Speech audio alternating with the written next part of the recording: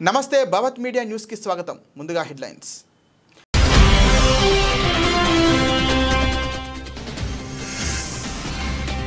ప్రధాని మోదీకి బ్రెజిల్లో బ్రహ్మరథం, శివతాండవ స్తోత్రంతో మార్మోగిన పరిసరాలు.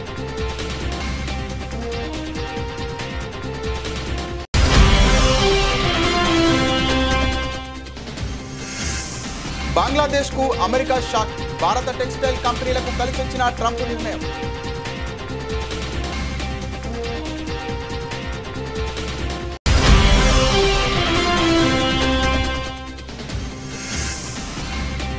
డొనాల్డ్ ట్రంప్కు నోబెల్ శాంతి బహుమతి, స్వయంగా ప్రతిపాదించిన నేతన్యాహు.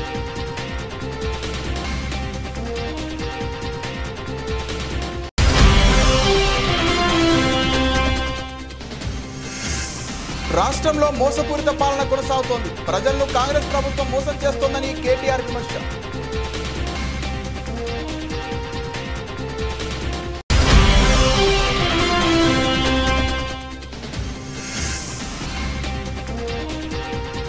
ఇడుపులపాయలో తండ్రి సమాధికి జగన్ నివాళి, జగన్ను ఆశీర్వదించిన విజయమ్మ.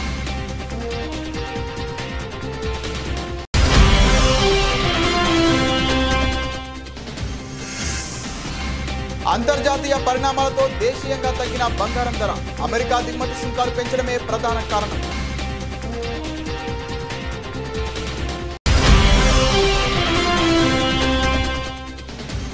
టెస్టుల్లో 400 పరుగుల మైలురాయికి చేరువలో ఇన్నింగ్స్ డిక్లేర్, దక్షిణాఫ్రికా కెప్టెన్ బియాన్ ముండర్ అరుదైన క్రీడా స్ఫూర్తి. బ్రెజిల్ పర్యటనలో ఉన్న భారత ప్రధాని నరేంద్ర మోదీకి రాజధాని బ్రసీలియాలో అపూర్వ స్వాగతం లభించింది. భారతీయ సంస్కృతి, బ్రెజిల్ సాంప్రదాయాల మేళవింపుతో సాగిన ఓ ప్రత్యేక ప్రదర్శన అందరినీ ఆకట్టుకుంది. శివతాండవ స్తోత్రం, బ్రెజిల్కు చెందిన సాంబారేగే సంగీతం, అమెజాన్ గీతాలు ఒకే వేదికపై ప్రదర్శితమవడం ఈ కార్యక్రమానికే ప్రత్యేక ఆకర్షణగా నిలిచింది. ఈ అద్భుతమైన ఘట్టం తమకు దక్కిన ఆశీర్వాదమని పద్మశ్రీ అవార్డు గ్రహీత, బ్రెజిల్లో ప్రముఖ వేదాంత గురువు జోనాస్ మాసెట్టి అభివర్ణించారు. భారతదేశానికి కృతజ్ఞతలు తెలిపేందుకు ఇదొక గొప్ప అవకాశం. వేదాంత జ్ఞానం మా జీవితాలను, మా సమాజాన్ని సమూలంగా మారుస్తోందని ఆయన తెలిపారు. ఈ సందర్భంగా ప్రధాని శక్తి, కరుణ తమను ఎంతగానో ఆకట్టుకున్నాయని ఓ యోగా టీచర్ కెన్లిన్ తన అనుభవాన్ని పంచుకున్నారు. ఈ ప్రత్యేక కార్యక్రమం భారతీయ సమాజానికి ఒక అందమైన కానుక అని ఐసీసీఆర్ డైరెక్టర్ జ్యోతి కిరణ్ శుక్లా అన్నారు.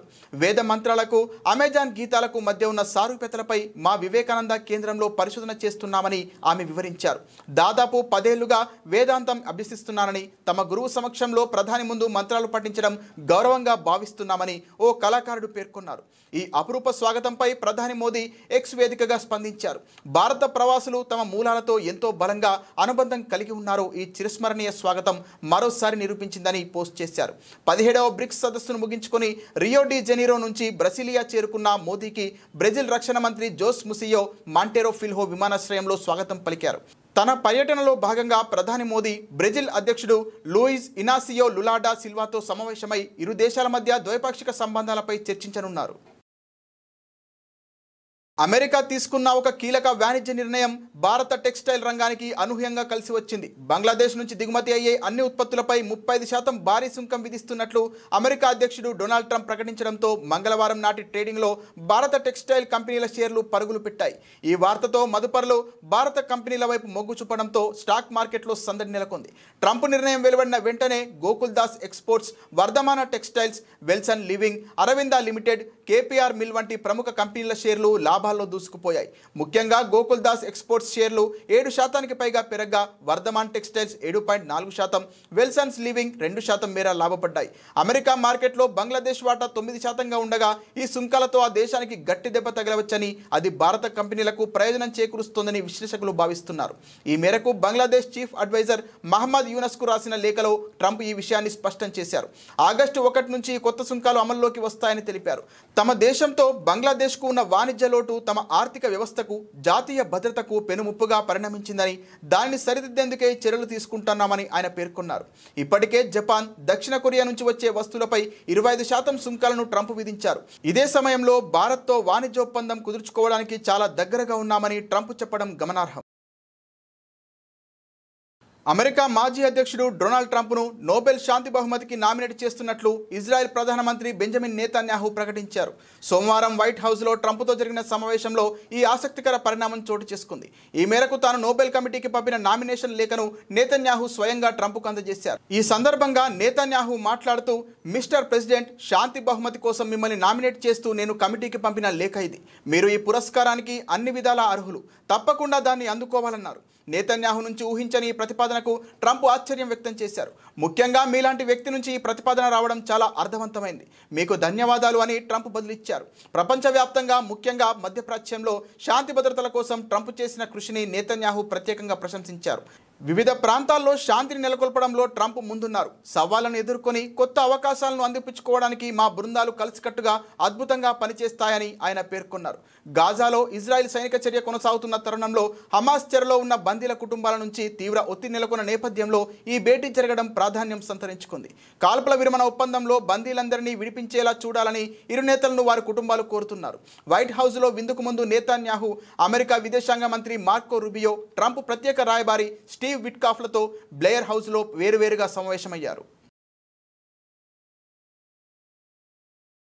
రాష్ట్రంలో మోసపూరిత పాలన సాగుతోందని బీఆర్ఎస్ వర్కింగ్ ప్రెసిడెంట్ కేటీఆర్ అన్నారు.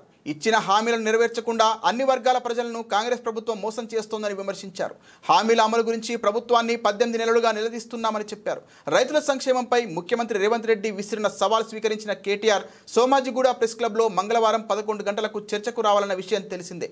ఈ మేరకు పార్టీ ఎమ్మెల్యేలు నేతలతో కలిసి తెలంగాణ భవన్ నుంచి సోమాజిగూడ ప్రెస్ క్లబ్కు కేటీఆర్ బయలుదేరారు. ఈ సందర్భంగా మాట్లాడుతూ అభివృద్ధిపై చర్చకు రావాలని రేవంత్ రెడ్డిని ఎన్నోసార్లు ఆహ్వానించామన్నారు. అసెంబ్లీలో కాదంటే ప్రెస్ క్లబ్లోనైనా చర్చకు రావాలని చెప్పామన్నారు. రుణమాఫీ, రైతు బోనస్ వంటి అంశాలపై చర్చకు రావాలని ఆహ్వానించామన్నారు. గతంలో కూడా ఇట్లాగే కొడంగల్లో ఓడిపోతే రాజకీయ సన్యాసం చేసి తప్పుకుంటాను 3 నెలల్లోనే మాట మార్చి మళ్ళీ పార్లమెంట్లో పోటీ చేసినాం. అట్లాగే హైదరాబాద్ జిహెచ్ఎంసీలో బీఆర్ఎస్ కనుక సొంతంగా గెలిస్తే నేను రాజకీయాలు సన్యాసం తీసుకుంటాను, అప్పుడు మాట తప్పినాం. అందుకే నీ మాట మీద నమ్మకం లేదు కాబట్టే మేమే చెప్పినాం, మా పార్టీ తరఫున మేము ప్రెస్ క్లబ్ బుక్ చేస్తాం, ఆ ప్రెస్ క్లబ్కు మీరు రండి 11 గంటలకు జూలై 8 తారీఖు నాడని చెప్పినాం. మీరు చెప్పినట్టుగానే కొడంగల్లో ఎక్కడో కాదు, ముఖ్యమంత్రి గారి సొంత నియోజకవర్గం కొడంగల్లో కూడా ఇంతవరకు రైతు బంధు పడని 670 మంది జాబితాతో సహా, రైతుల జాబితాతో సహా, వాళ్ళ పేర్లు, ఫోన్ నంబర్లు, వాళ్ళ ఇంటి అడ్రస్తో సహా మేము చర్చకు సిద్ధమై బయలుదేరిపోతూ ఉన్నాం. అట్లాగే రాష్ట్ర వ్యాప్తంగా మరి జరగని రుణమాఫీ, పడని రైతు బంధు, అదేవిధంగా రాని బోనస్సు, రైతు శ్రేయస్సుకు సంబంధించి ప్రతి అంశం మీద విస్తారంగా చర్చించడానికి మా పార్టీ నాయకత్వం మొత్తం కూడా సిద్ధమై మొత్తం సమాచారంతో సహా, ప్రభుత్వ అధికారిక సమాచారంతో సహా మేము ఇవాళ ప్రెస్ క్లబ్కు బయలుదేరిపోతూ ఉన్నాం. ముఖ్యమంత్రి గారు నిన్ననే బయలుదేరి ఢిల్లీ పోయినారంట. మేము అనుకున్నాం వస్తారేమో అనుకున్నాం, ఆయనే ముచ్చటపడి పిలిచిండు కదా వస్తారేమో అనుకున్నాం. రావడం లేదని నేను అనుకుంటా ఉన్నాను, ఎందుకంటే ఢిల్లీలో ఉన్నానని చెప్తున్నారు. మరి వ్యవసాయ మంత్రి గారు వస్తారా, లేదా ఇంకెవరన్నా బాధ్యత గల మంత్రి గారు వస్తారా, లేక ఉప ముఖ్యమంత్రి గారు వస్తారా మాకు తెలియదు. ఎందుకంటే ముఖ్యమంత్రి గారు స్వయంగా విసిరిన సవాల్ కాబట్టి తప్పకుండా వారి ప్రభుత్వం నుంచి ఎవరైనా ఒక బాధ్యత గల వ్యక్తి వస్తారని నేను అనుకుంటా ఉన్నా. మేము పోతాము, అక్కడ ఎదురు చూస్తాం. ఎవరన్నా బాధ్యత గల మంత్రో ఉప ముఖ్యమంత్రో వస్తే వారితో కూడా మాకేం భేషజం లేదు. ముఖ్యమంత్రి రావాలి అని మేమేం అంటలేం. ముఖ్యమంత్రి గారి తరఫున ఒక మంత్రి వచ్చినా వారితో చర్చించడానికి మేము సిద్ధంగా ఉన్నాం. ఎందుకంటే ఇంపార్టెంట్ సబ్జెక్ట్, రైతుల సబ్జెక్ట్ కానీ, తెలంగాణ యువత సబ్జెక్ట్ కానీ, 2 లక్షల ఉద్యోగాలు ఇస్తానని చెప్పి అశోక్ నగర్లో ఛాయ్ అడ్డా మీద ఛాయ్ దాక్కుంటా రాహుల్ గాంధీ గారు స్వయంగా ఇచ్చిన మాట మీద కూడా చర్చించడానికి సిద్ధమా అని ముఖ్యమంత్రి గారు అన్నారు. దాని గురించి కూడా మేము సిద్ధమే. అందుకే ఇవాళ మేమందరం కూడా కదిలి ప్రెస్ క్లబ్కి పోతా ఉన్నాం. మరి ముఖ్యమంత్రి గారు మాట నిలుపుకొని తప్పకుండా హాజరు కావాలని, ఇవాళ హాజరు కాలేని పక్షంలో మరొక రోజు వారు ఏ స్థలం చెప్పినా, ఏ తేదీ చెప్పినా, ఏ రోజు చెప్పినా, ఏ డేటు ఏ టైం చెప్పినా తప్పకుండా మేము వస్తాము మా పార్టీ తరఫున మళ్ళొకసారి వారి సవాల్ను స్వీకరిస్తూ వారికి విజ్ఞప్తి చేస్తూ చర్చలో తప్పకుండా ఎవరైనా మంత్రి గారు వస్తే వారికి కూడా ముఖ్యమంత్రి గారికి చెప్పాలనుకున్న అన్ని విషయాలు, రాష్ట్రంలో రైతులకు జరుగుతున్న మోసాలు, రాష్ట్రంలో రైతులకు చేస్తున్న అన్యాయం మీద. నేడు దివంగత ముఖ్యమంత్రి వైఎస్ జగన్మోహన్ రెడ్డి 76వ జయంతి. ఈ సందర్భంగా వైసీపీ అధినేత జగన్ తన తండ్రికి నివాళులర్పించారు. కడప జిల్లా ఇడుపులపాయలోని వైఎస్ఆర్ ఘాట్ను ఆయన కుటుంబ సభ్యులతో కలిసి సందర్శించారు. ఉదయం వైఎస్ఆర్ ఘాట్ వద్దకు చేరుకున్న జగన్ తన తండ్రి సమాధిపై పుష్పగుచ్చం ఉంచి శ్రద్ధాంజలి ఘటించారు. అనంతరం అక్కడ నిర్వహించిన ప్రత్యేక ప్రార్థనల్లో పాల్గొన్నారు. ఈ కార్యక్రమంలో జగన్ తల్లి విజయమ్మ కూడా పాలుపంచుకున్నారు. ప్రార్థనల అనంతరం జగన్ తన తల్లిని ఆప్యాయంగా పలకరించగా ఆమె కుమారుడిని ఆశీర్వదించారు. ఈ కార్యక్రమానికి వైఎస్ కుటుంబ సభ్యులతో పాటు ఉమ్మడి కడప జిల్లాకు చెందిన పలువురు వైసీపీ ముఖ్య నేతలు, కార్యకర్తలు, అభిమానులు పెద్ద సంఖ్యలో తరలివచ్చి దివంగత నేతకు నివాళులర్పించారు. వైఎస్ఆర్ జయంతి సందర్భంగా వారు ఆయన సేవలను స్మరించుకున్నారు. గాంధీ భవన్లో దివంగత ముఖ్యమంత్రి వైఎస్ రాజశేఖర రెడ్డి జయంతి సందర్భంగా వారి చిత్రపటానికి పూలమాలతో నివాళులు అర్పించిన టీపీసీసీ అధ్యక్షులు ఎమ్మెల్సీ మహేష్ కుమార్ గౌడ్, మంత్రి పొన్నం ప్రభాకర్, ఏఐసీసీ కార్యదర్శి విశ్వనాథన్, ఎమ్మెల్యే దానం నాగేందర్, గణేష్, ఎమ్మెల్సీలు అద్దంకి దయాకర్, బల్మూరి వెంకట్, వర్కింగ్ ప్రెసిడెంట్ అంజన్ కుమార్ యాదవ్తో పాటు పలువురు నాయకులు పూలమాలలు వేసి ఘనంగా నివాళులర్పించారు. రాష్ట్రాన్ని సంక్షేమ యుగానికి తీసుకెళ్లిన మహానేత, అభివృద్ధికి దిశానిర్దేశం చేసిన నాయకుడు, రైతు బంధువుగా, ప్రజల ఆశయ నాయకుడిగా చిరస్మరణీయుడైన డాక్టర్ వైఎస్ రాజశేఖర రెడ్డి జయంతి సందర్భంగా ఘన నివాళి. ముఖ్యమంత్రిగా వైఎస్ అందించిన సేవలు ప్రజల హృదయాల్లో చిరకాలం నిలిచిపోతాయి. వైఎస్ఆర్ ఆశయాలను కొనసాగిస్తూ వారి అడుగుజాడల్లో ప్రజాపాలన సాగిస్తున్నామని డిప్యూటీ సీఎం బట్టి అన్నారు. ముఖ్యమంత్రిగా పనిచేసిన తర్వాత ఒక దశాబ్ద కాలం అయిపోయిన తర్వాత కూడా ఇంకా రాష్ట్ర ప్రజల హృదయాల్లో చిరస్థాయిగా కనపడేటువంటి ఏకైక ఆనాటి ముఖ్యమంత్రి ఎవరంటే డాక్టర్ వైఎస్ రాజశేఖర రెడ్డి గారు. పాలకుడు అంటే ఎలా ఉండాలో ప్రజాస్వామ్య దేశంలో చేసి చూపించారు డాక్టర్ వైఎస్ రాజశేఖర రెడ్డి గారు. ఒక పక్కన అభివృద్ధిని, ఇంకో పక్కన సంక్షేమాన్ని, రెంటిని రెండు కళ్ళలాగా సైమల్టేనియస్గా ప్లాన్ చేసుకుంటూ ఈ దేశంతో పోటీ పడేటట్టుగా అభివృద్ధిలో రాష్ట్రాన్ని ఉంచారు. ఈ రాష్ట్రంలో, ఆంధ్రప్రదేశ్లో పుట్టడం మా అదృష్టం అని భావించేటట్టుగా పేద మధ్యతరగతి కుటుంబాలందరికీ కాంగ్రెస్ ప్రభుత్వంపై ఉన్న కోపాన్ని పత్రికలు, టీవీ ఛానల్ మీద బీఆర్ఎస్ నేతలు చూపిస్తున్నారని భువనగిరి ఎంపీ చామల కిరణ్ కుమార్ రెడ్డి తీవ్ర ఆగ్రహం వ్యక్తం చేశారు. 10 ఏళ్ల కేసీఆర్ అధికారం గురించి, ఇప్పుడు మీరు చేసుకున్నటువంటి చెడు ప్రచారం గురించి ఏ ఛానల్ అయినా చెప్పక తప్పదు కదా అని ప్రశ్నించారు. ఆయా కథనాలు చెప్పినప్పుడు మీరు ఒక రాజకీయ పార్టీగా ఉండి మంచిని, చెడును రెండింటిని ఆస్వాదించడం నేర్చుకోవాలని సూచించారు ఎంపీ చామల కిరణ్ కుమార్ రెడ్డి. అది కాకుండా మీడియాపై దాడి చేయడమే కాకుండా ఇంకా దాడులు చేస్తామని మాట్లాడడం సరికాదని ఎంపీ చామల కిరణ్ కుమార్ రెడ్డి అన్నారు. కేసీఆర్ మీరు ఫామ్ హౌస్లో ఉండి మీ అల్లుడు, కొడుకు రెచ్చగొట్టి కార్యకర్తలతో మాట్లాడిస్తున్నారని విమర్శించారు. ఇవాళ ఢిల్లీ వేదికగా చామల కిరణ్ కుమార్ రెడ్డి మీడియాతో మాట్లాడారు. తెలంగాణ అంటేనే బీఆర్ఎస్ అనే ప్రచారం చేసే ప్రయత్నం చేస్తున్నారు బీఆర్ఎస్ పార్టీ నాయకులు. ఈరోజు వాళ్ళ గురించి అనుకూలంగా రాసే పత్రికలే తెలంగాణ పత్రికలు, వాళ్ళ గురించి అనుకూలంగా చూపించేటువంటి టీవీ ఛానల్లే తెలంగాణ ఛానల్ అని చెప్పి, ఈ రాష్ట్రంలో మా గురించి ఎవరు నెగిటివ్ మాట్లాడొద్దు, మేము చేసిన తప్పిదాలు చూపించొద్దు, మా దరిద్ర 10 ఏళ్ల పాలన గురించి మాట్లాడొద్దు అన్న ఉద్దేశంతో మీరు అక్కసుతోటి తెలంగాణలో ఆంధ్ర ఛానల్ అని చెప్పి తెలంగాణ ఆంధ్ర సెంటిమెంట్ను మళ్ళీ రేకెత్తిచ్చే ప్రయత్నం చేస్తున్నారు. తెలంగాణ ప్రజలు ఒకటి గమనించాలి, కేసీఆర్ అయినా కానీ ఎన్టీ రామారావు దగ్గర పోయి బీఫామ్ తీసుకున్నటువంటి ఆంధ్ర పరిపాలకులుగా ఉన్నప్పుడు ఉన్న వారి దగ్గర పనిచేసిన వాళ్ళే. ఈరోజు వాళ్ళ అవసరాల కోసము ఆంధ్ర తెలంగాణ సెంటిమెంట్ను మరొకసారి తీసుకొస్తున్నారు. ఇంతకు ఈ కేటీ రామారావు అంటే కల్వకుంట్ల తారక రామారావు గారి పేరు కూడా కేవలం కేసీఆర్ గారు ఒకప్పుడు ఆయన బీఫామ్ కోసము అబద్ధం చెప్పి తర్వాత వచ్చి అజయ్ అన్న పేరుని తారక రామారావుగా మార్చుకుర్రు. మరి తారక రామారావు అని పేరు పెట్టుకోవడానికి సిగ్గులేదు, కానీ ఆంధ్ర తెలంగాణ మధ్యన వ్యత్యాసం తీసుకొచ్చి అందరూ సుఖంగా ఉంటున్నటువంటి హైదరాబాద్ నగరంలో వీళ్ళున్నంత కాలము స్నేహం, కేటీఆర్ గారి స్నేహితులంతా ఆంధ్రవాసులు, రాజులే. ఈయన తిరిగినటువంటి ఫిలిం ఇండస్ట్రీకి సంబంధించినటువంటి మిత్రులంతా ఆంధ్రవాసులే. ఈరోజు కేవలం మీ గురించి నెగిటివ్గా చూపిస్తున్న వాళ్ళను ఆంధ్ర పత్రికలు అని చెప్పి మళ్ళీ మీ దగ్గర చిల్లర వల్లరు ఉన్నటువంటి చదువుకున్న ఐపీఎస్ ఆఫీసర్లతో కూడా మాట్లాడిస్తున్నారు. ఏది రిజైన్ చేసి వచ్చినటువంటి ఐపీఎస్ ఆఫీసర్లతోటి. అంటే కేటీ రామారావు గారు, మీరు చదువుకున్నది గుంటూరులో విజ్ఞాన్ కాలేజ్లో, విజ్ఞాన్ కాలేజ్లో దాన్ని జ్ఞానం లేని మాటలు మాట్లాడుతున్నావు. నువ్వు చదువుకుంది, పెరిగింది, పేరు పెట్టుకుంది, మీ 10 సంవత్సరాల పాలనలో మీరు వాడుకుంది. అప్పుడు వాళ్ళు ఎప్పుడు కూడా మీకు చెడు అనిపించలే. ఉద్యమం సమయంలో అనిపించిర్రు, తెలంగాణ ప్రజల్ని మభ్యబట్టి అధికారంలోకి వచ్చిర్రు. ఈరోజు హైదరాబాద్ని గ్లోబల్ సిటీ చేయాలనుకుంటున్నాం, తెలంగాణను గ్లోబల్లో ఒక మంచి రైజింగ్ తెలంగాణ స్లోగన్ తోటి కాంగ్రెస్ పార్టీ పోతుంటే ముందుకు, కాంగ్రెస్ పార్టీ మీద కోపాన్ని పత్రికల మీద టీవీ ఛానళ్ళ మీద చూపిస్తే ఏమొస్తుంది? మీరు చేసిన 10 ఏళ్ల అధికారం గురించి, ఇప్పుడు మీరు చేస్తున్నటువంటి చెడు ప్రచారం గురించి మరి ఛానళ్ళు చెప్పక తప్పదు కదా. చెప్పినప్పుడు మీరు ఒక రాజకీయ పార్టీగా ఉండి మంచిని చెడును రెండును ఆస్వాదించడం నేర్చుకోవాలి. మీరు పోయి దాడి చేయడమే కాకుండా. మహానేత వైఎస్ఆర్ 76వ జయంతి సందర్భంగా కాంగ్రెస్ పార్టీ పక్షాన ఘన నివాళులర్పిస్తున్నాం.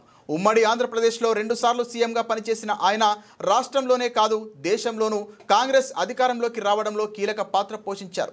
సుపరిపాలన, సంక్షేమ పథకాలతో కోట్లాది మంది గుండెలను తాకి ఆరోగ్యశ్రీ, ఫీజు రియంబర్స్మెంట్, జలయజ్ఞం లాంటి పథకాలతో పాలనలో వైఎస్ఆర్ మార్కు చూపించారు. వైఎస్ఆర్ అభిమానులు, ప్రజల పక్షాన తెలంగాణ ప్రభుత్వానికి ఒక విజ్ఞప్తి. వైఎస్ఆర్ మరణానంతరం హైదరాబాద్లో ఒక మెమోరియల్ ఏర్పాటు కలగానే మిగిలిపోయింది. తెలంగాణలో ఉన్న కాంగ్రెస్ నాయకత్వంలో వైఎస్ఆర్ మెమోరియల్ ఏర్పాటుకు రేవంత్ అన్న సానుకూలంగా స్పందిస్తారని ఆశిస్తున్నా. ఈ నేపథ్యంలో ఏఐసీసీ అగ్రనేతలు సోనియా గాంధీ, రాహుల్ గాంధీలకు లేఖలు రాయడం జరిగింది. ఈరోజు రాజశేఖర రెడ్డి గారి 76వ జయంతి. ఈ సందర్భంగా ఆయనకు కాంగ్రెస్ పార్టీ ఘన నివాళులు అర్పిస్తుంది. రాజశేఖర రెడ్డి గారు ముఖ్యమంత్రిగా 2 సార్లు గెలిచారు. 5 సంవత్సరాలు ముఖ్యమంత్రిగా పనిచేసిన నాయకుడు. రాష్ట్రంలోనే కాదు కేంద్రంలో కూడా కాంగ్రెస్ పార్టీని అధికారంలోకి తెచ్చిన నాయకుడు. ఆయన పరిపాలన, ఆయన పథకాల వల్ల కోట్ల మంది తెలుగు ప్రజల జీవితాలని తాకినవాడు. ఆరోగ్యశ్రీ, ఫీజు రీయింబర్స్మెంట్, 108, జలయజ్ఞం ఇలాంటివి రాజశేఖర రెడ్డి గారి మార్క్ పరిపాలన. ఇచ్చిన మాట తప్పకపోవడం, మడమ తిప్పకపోవడం రాజశేఖర రెడ్డి గారి మార్క్ రాజకీయం. రాజశేఖర రెడ్డి గారు చనిపోతే ఆ బాధను తట్టుకోలేక, ఆ నిజాన్ని జీర్ణించుకోలేక ఆయన వెనకాలే దాదాపు 700 మంది ప్రాణాలు వదిలారు అంటే ఆయన ఎంత గొప్ప నాయకుడో చరిత్ర చెప్పేసింది. అలాంటి నాయకునికి, మా నాన్నకి మనస్ఫూర్తిగా నివాళులు అర్పిస్తున్నాం. రాజశేఖర రెడ్డి గారి అభిమానులందరికీ మనస్ఫూర్తిగా నమస్కరించుకుంటున్నాం. ఈ సందర్భంగా రాజశేఖర రెడ్డి గారు ఉమ్మడి ఆంధ్ర రాష్ట్రానికి ముఖ్యమంత్రిగా పనిచేశారు కాబట్టి హైదరాబాద్లో కూడా రాజశేఖర రెడ్డి గారికి ఒక మెమోరియల్ స్పేస్ ఉండడం సబబు. రాజశేఖర రెడ్డి గారు మరణించిన వెంటనే కాంగ్రెస్ పార్టీ అది కేటాయించినప్పటికీ ఇప్పటికీ అది అమలు కాలేదు. ఇప్పటికైనా, ఇప్పుడు రేవంత్ అన్న గారు అక్కడ ముఖ్యమంత్రిగా ఉన్నారు, ఇప్పటికైనా హైదరాబాద్లో ఉమ్మడి ఆంధ్రప్రదేశ్ ముఖ్యమంత్రిగా పనిచేసిన రాజశేఖర రెడ్డి గారికి ఒక మెమోరియల్ స్పేస్ ఏర్పాటు చేసే దిశగా పనిచేయాలని రేవంత్ అన్న గారిని మనస్ఫూర్తిగా రిక్వెస్ట్ చేస్తూ, ఇదే విషయం మీద సోనియా గాంధీ గారిని కూడా అడగడం జరిగింది, లెటర్ రాయడం జరిగింది. కాబట్టి ఇది వెంటనే అమలు చేస్తే రాజశేఖర రెడ్డి గారి అభిమానులందరికీ రాజశేఖర రెడ్డి గారిని తెలంగాణలో, హైదరాబాద్లో కూడా వాళ్ళు వెళ్ళి తలుచుకోవడానికి, నివాళులు అర్పించడానికి అవకాశం ఉంటుంది. ఎందుకంటే ప్రస్తుతం కనీసం ఆయన జయంతికి, వర్ధంతికి కూడా ఆయనని స్మరించుకునే అవకాశం మెమోరియల్ స్పేసు తెలంగాణలో, హైదరాబాద్లో లేకపోయింది. మరొకసారి రాజశేఖర రెడ్డి గారి అభిమానులందరికీ, ఇక్కడికి వచ్చిన వాళ్ళందరికీ, రాలేకపోయిన వాళ్ళందరికీ కూడా రాజశేఖర రెడ్డి బిడ్డ మనస్ఫూర్తిగా. బీఆర్ఎస్ నేతలు మతి భ్రమించి మాట్లాడుతున్నారని నకిరికల్ పట్టణంలోని పన్నాలగూడెం ఎమ్మెల్యే క్యాంపు కార్యాలయం నందు నకిరికల్ ఎమ్మెల్యే వేముల వీరేశం విలేకరుల సమావేశం నిర్వహించారు. కాంగ్రెస్ పార్టీకి సంబంధించిన ముఖ్యమంత్రి, మంత్రుల గురించి మాట్లాడకుంటే బీఆర్ఎస్ వాళ్లకు నిద్ర పట్టడం లేదు. 9,000 కోట్ల రూపాయల రైతు భరోసా ఇచ్చి ఇందిరమ్మ ఇల్లు, సన్న బియ్యం, రైతు రుణమాఫీ, 200 యూనిట్ల కరెంటు ఉచితం, 500 గ్యాస్ సిలిండర్, మహిళలకు ఉచిత బస్సు ప్రయాణ సౌకర్యం కల్పించారు. ప్రతిపక్ష నాయకుడిని చర్చకు రమ్మని కోరినా రాకుండా పారిపోయి ఫామ్ హౌస్లో పండుకుంటూ కేసీఆర్ అని మండిపడ్డారు. ఈరోజు కాంగ్రెస్ ప్రభుత్వాన్ని, గౌరవనీయులు ముఖ్యమంత్రి రేవంత్ రెడ్డి గారిని, కాంగ్రెస్ పార్టీకి సంబంధించినటువంటి మంత్రుల్ని ఆడిపోసుకోకుంటే, వాళ్ళ గురించి మాట్లాడకుంటే, వారిపైన విమర్శలు చేయకుంటే బీఆర్ఎస్ పార్టీకి మనుగడ, బీఆర్ఎస్ నాయకులైనటువంటి కేటీఆర్, హరీష్ రావుకు ఐడెంటిఫికేషన్ కరువైతున్నటువంటి ఒక దయనీయమైన పరిస్థితి ఈరోజు దాపూరించిందని చెప్పేసి చాలా స్పష్టంగా ప్రజలకు అర్థమవుతుంది.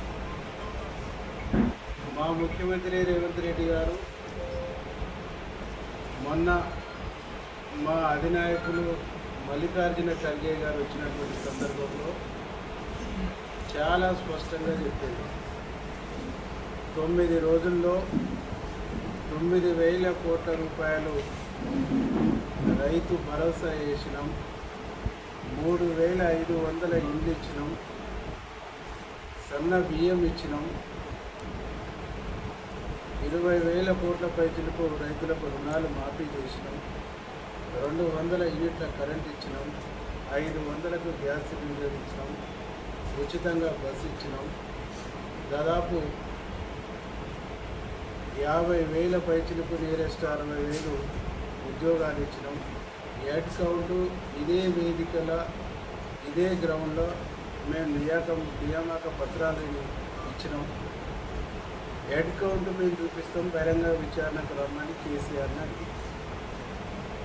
కేసీఆర్ని ఎందుకు అడిగిండు? బీఆర్ఎస్ ప్రధాన ప్రతిపక్ష లీడరు అసెంబ్లీలో కాబట్టి చర్చకు రమ్మని చెప్పేసి అడిగారు. వాళ్ళ అయ్యని చర్చకు రమ్మంటే కొడుకు సంకలు గుద్దుకుంటాడు, వాళ్ళ మామను చర్చకు రమ్మంటే అల్లుడు సంకలు. ఒక ప్రతిపక్ష నాయకునిగా ప్రతిపక్ష నాయకుని హోదాలో చర్చకు రమ్మని చెప్పేసి చాలా సందర్భాల్లో మా ముఖ్యమంత్రి రేవంత్ రెడ్డి గారు స్పష్టం చేశారు. నీకు నాకు ఇచ్చిన వేదిక అసెంబ్లీ ఉంది, ప్రజలు ఇచ్చినటువంటి వేదిక. నాకు ముఖ్యమంత్రిగా ప్రజలు అవకాశం ఇచ్చారు, నీకు ప్రతిపక్ష హోదా ఇచ్చేసి అక్కడ కూర్చోబెట్టారు. అసెంబ్లీలో ఏ అంశం మీదనే నేను చర్చకు సిద్ధమని చెప్పేసి ముఖ్యమంత్రి గారు మాట్లాడుతుంటే వారిపోయి ఫామ్ హౌస్లో ఉంటాడు కేసీఆర్. వారిపోయి ఫామ్ హౌస్లో ఉన్న కేసీఆర్ అసెంబ్లీకి రాడు, ప్రజల పక్షాన మాట్లాడాడు, అసెంబ్లీలో చర్చల్లో పాల్గొన్నాడు. పాల్గొనకపోగా ఫామ్ హౌస్లో ఉండి కుట్ర చేసి కలదాగిన పూర్తి సందంగా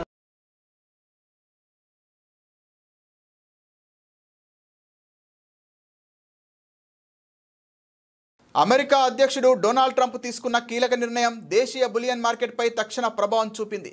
జపాన్, దక్షిణ కొరియా సహా పలు దేశాల నుంచి దిగుమతి అయ్యే వస్తువులపై సుంకాలను భారీగా పెంచుతున్నట్లు ట్రంప్ ప్రకటించడంతో అంతర్జాతీయ మార్కెట్లో నెలకొన్న మిశ్రమ ధోరణుల నేపథ్యంలో మంగళవారం దేశీయంగా బంగారం ధర తగ్గింది. అయితే వెండి ధర మాత్రం స్వల్పంగా పుంజుకోవడం గమనార్హం. మల్టీ కమోడిటీ ఎక్స్చేంజ్లో ఈ ఉదయం ట్రేడింగ్ ప్రారంభంలోనే బంగారం ధర నష్టాలతో మొదలైంది. 10 గ్రాముల పసిడి ధర 0.14% తగ్గి 97,136 వద్ద ట్రేడ్ అయింది. అంతకు ముందు రోజు ముగింపు ధర 97,270తో పోలిస్తే ఇది రూపాయలు 134 తక్కువ. మరోవైపు వెండి ధరలో సానుకూలత కనిపించింది. కిలో వెండి ధర 0.07% పెరిగి రూపాయలు 1,08,402 వద్ద స్థిరపడింది. అంతర్జాతీయంగా చూస్తే డాలర్ విలువ బలోపేతం కావడం, ట్రెజరీ ఈస్టాల్స్ పెరగడంతో బంగారం ధరలపై ఒత్తిడి నెలకొంది. స్పాట్ గోల్డ్ ధర ఔన్స్కి $3,334 వద్ద నిలకడగా ఉంది. ఆగస్టు 1 నుంచి దిగుమతులపై 25% సుంకాలు విధిస్తామని ట్రంప్ ప్రకటించడం మార్కెట్ సెంటిమెంట్ను దెబ్బతీసింది. అయితే ఈ నిర్ణయం అమలుకు తాత్కాలికంగా వాయిదా వేస్తూ ట్రంప్ కార్యనిర్వాహక ఉత్తర్వులు జారీ చేయడం కొత్త ఉపశమనం కలిగించింది. Reliance securities senior research analyst Jigar Trivedi మాట్లాడుతూ పసిడి ధరల ధోరణి నిలకడగా లేదా ప్రతికూలంగా ఉండవచ్చు. ఎంసీఎక్స్లో బంగారం ధరకు 96,800 వద్ద బలమైన మద్దతు, 97,300 వద్ద నిరోధం ఉంది అని విశ్లేషించారు. మెహతా ఈక్విటీస్ నిపుణుడు రాహుల్ కలాంత్రి కూడా ఇదే విధమైన అంచనాలు వెలువరించారు. మదుపర్లు తదుపరి సంకేతాల కోసం బుధవారం వెలువడనున్న అమెరికా ఫెడరల్ రిజర్వ్ సమావేశం మినిట్స్ కోసం ఎదురు చూస్తున్నారు. జింబాబ్వేతో జరుగుతున్న టెస్టు మ్యాచ్లో దక్షిణాఫ్రికా తాత్కాలిక కెప్టెన్ వియాన్ ముల్డర్ 367 రన్స్ చేసి నాటౌట్గా నిలిచాడు. త్రిశతకంలో ఆకట్టుకున్న ముల్డర్ త్రుటిలో బ్రియాన్ లారా రికార్డును బ్రేక్ చేసే అవకాశాన్ని వదులుకున్నాడు. టెస్టుల్లో లారా అత్యధికంగా 401 రన్స్ చేశాడు. అయితే ఆ రికార్డును బ్రేక్ చేసే అవకాశం ఉన్న ముల్డర్ మాత్రం ఆ ఛాన్స్ తీసుకోలేదు. ఎందుకు ఇన్నింగ్స్ డిక్లేర్ చేయాల్సి వచ్చిందో చెప్పాడు. బ్రియాన్ లారా మీద ఉన్న గౌరవం వల్లే తమ ఇన్నింగ్స్ను డిక్లేర్ చేసినట్లు చెప్పాడు. దక్షిణాఫ్రికా తన తొలి ఇన్నింగ్స్లో 626 రన్స్ చేయగా ఫస్ట్ ఇన్నింగ్స్లో జింబాబ్వే 170 రన్స్కి ఆల్అవుట్ అయింది. ఆ తర్వాత రెండో ఇన్నింగ్స్లో వికెట్ నష్టానికి 51 రన్స్ చేసింది. బ్రియాన్ లారా ఓ లెజెండరీ ప్లేయర్ అని, అతను 410 రన్ స్కోర్స్ను చేశాడని, ఆ స్థాయి ఆటగాడి రికార్డును అలాగే ఉంచడం గౌరవప్రదంగా ఉంటుందని ముల్డర్ తెలిపారు. ఒకవేళ మళ్ళీ 400 రన్ స్కోర్స్ చేసే ఛాన్స్ వస్తే ఇలాగే చేయనున్నట్లు చెప్పాడు. తను తీసుకున్న నిర్ణయాన్ని కోచ్ శుక్రీ కాండ్రాట్కు చెప్పినట్లు తెలిపాడు. తాను కూడా అదే చెప్పాడని, ఆ రికార్డు లెజెండ్ వద్దే ఉండనివ్వని, నా భవిష్యత్తు ఎలా ఉంటుందో చెప్పలేం, కానీ బ్రియాన్ లారా రికార్డు అయిన ఖాతాకే ఉంటే సరిపోతుందన్నారు. గతంలో దక్షిణాఫ్రికా ప్లేయర్ హసీమ్ అమ్లా అత్యధికంగా టెస్టులో 311 రన్స్ చేశాడు. ఆ రికార్డును ముల్డర్ బ్రేక్ చేశాడు. 2012లో ఓవల్లో ఇంగ్లాండ్లో జరిగిన మ్యాచ్లో ఆమ్లా ఆ స్కోర్ చేశాడు. ట్రిపుల్ సెంచరీ చేసిన రెండవ సౌత్ ఆఫ్రికా ప్లేయర్గా ముల్డర్ నిలిచాడు. అత్యంత వేగంగా త్రిశతకం చేసిన రెండో బ్యాటర్గా రికార్డు నెలకొల్పాడు. ముల్డర్ 297 బంతుల్లో ట్రిపుల్ సెంచరీ చేయగా వీరేంద్ర సెహ్వాగ్ 278 బంతుల్లో ట్రిపుల్ సెంచరీ కొట్టాడు. ముల్డర్ తన ఇన్నింగ్స్లో 334 బంతులు ఆడాడు. దాంట్లో 49 ఫోర్లు, 4 సిక్సర్లు ఉన్నాయి. బులెటిన్ ముగించే ముందు హెడ్లైన్స్ మరోసారి.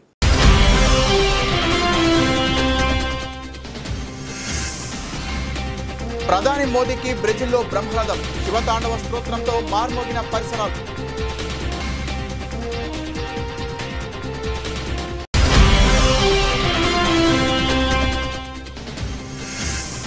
బంగ్లాదేశ్కు అమెరికా షాక్, భారత టెక్స్టైల్ కంపెనీలకు కలిసొచ్చిన ట్రంప్ నిర్ణయం.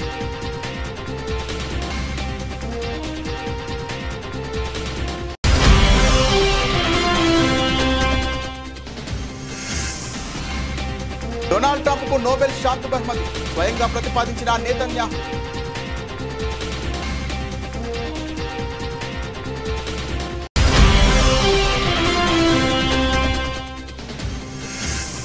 రాష్ట్రంలో మోసపూరిత పాలన కొనసాగుతోంది, ప్రజలను కాంగ్రెస్ ప్రభుత్వం మోసం చేస్తోందని కేటీఆర్ విమర్శ.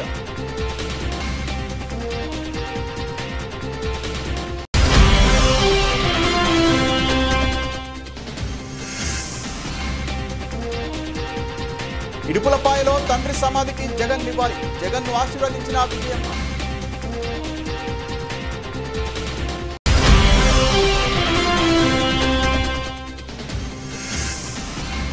అంతర్జాతీయ పరిణామాలతో దేశీయంగా తగ్గిన బంగారం ధర, అమెరికా దిగుమతి సుంకాలు పెంచడమే ప్రధాన కారణం.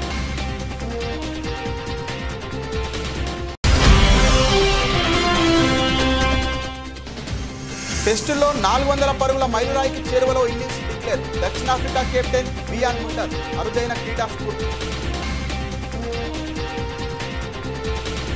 ఇది ఇవాల్టి బులెటిన్. మరిన్ని వార్తల సమాహారంతో మళ్ళీ కలుద్దాం. నమస్తే.